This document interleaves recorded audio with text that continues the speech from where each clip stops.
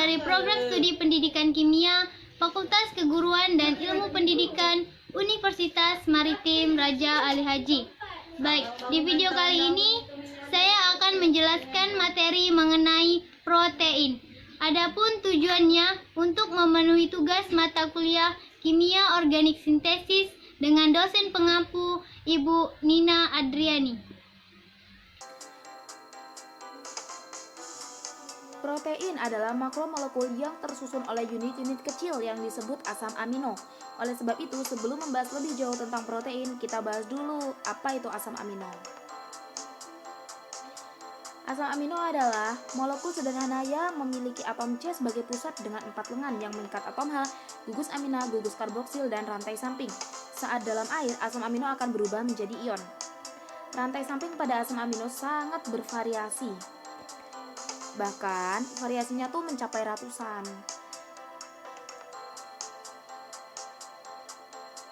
Protein terdiri dari gabungan asam amino.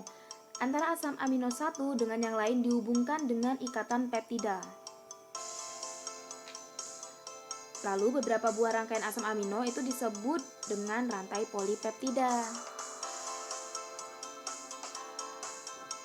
Lalu struktur protein. Yang pertama protein primer. Nah, itu merupakan asam amino yang memanjang, bentuknya linier. Struktur sekunder terdiri dari beberapa lipatan akibat interaksi antar atom. Ada 2 bentuk, yaitu alpha helix dan beta sheet. Lalu ke struktur tersier.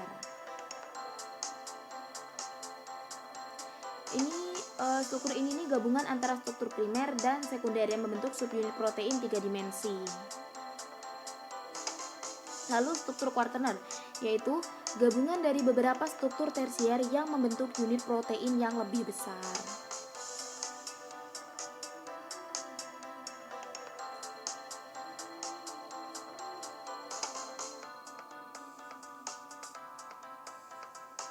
Lalu kita ke ciri-ciri protein.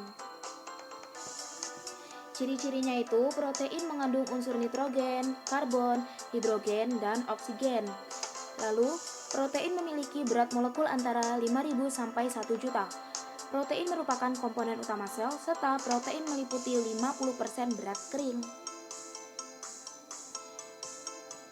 Nah, selanjutnya saya akan membahas tentang klasifikasi protein. Ada 2 ya, ada pertama globular dan serat. Nah, protein globular merupakan kelompok protein yang bentuknya membulat dan memiliki struktur yang kompleks dan banyak ditemukan dalam tubuh. Contohnya enzim, albumin, globulin, dan protamin. Yang kedua yaitu serat, yang merupakan kelompok protein yang bentuknya tipis dan memanjang, biasanya bersifat tidak larut air, statis, dan berperan dalam pembentuk struktur tubuh. Contohnya fibroin dan keratin. Lalu kita lanjut ke fungsi protein. Yang pertama yaitu regulator. Contohnya hormon insulin yang mengatur metabolisme glukosa. Yang kedua yaitu biokatalisator. Contohnya itu protein yang berfungsi mempercepat reaksi pada tubuh makhluk hidup tanpa ikut bereaksi. Yang ketiga ada reseptor. Itu yang bertindak sebagai situs yang mengikat berbagai enzim, hormon, dan nutrisi. Mereka mengatur aliran nutrisi dalam sel. Lalu yang ketiga yaitu struktural. Contohnya keratin yang terdapat pada kuku dan bulu ayam. Nah, lalu protein transport. Contohnya itu hemoglobin. Selanjutnya ada protein kontraktil, contohnya aktin, yaitu unsur filamen bergerak, dan miosin, yaitu unsur filamen tidak bergerak pada miofibril. Nah, yang terakhir yaitu protein cadangan.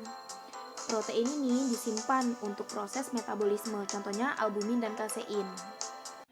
Sekian video penjelasan dari saya, semoga bermanfaat. Mohon maaf jika ada salah.